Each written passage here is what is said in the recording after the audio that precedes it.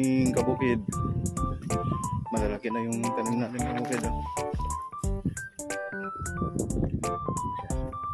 Nasa 15 days na daw.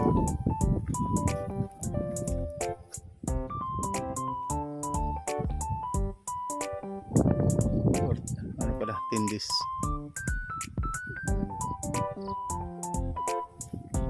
Okay na.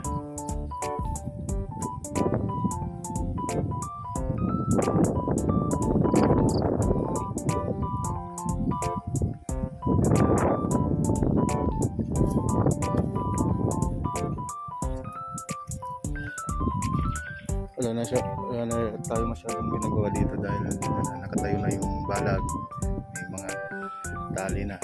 Yung ginagawa na lang natin patubig sa konting damot sa puno.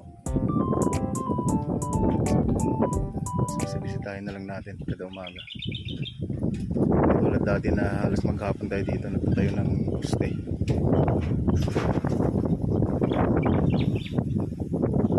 Lakas ng hangin ngayon.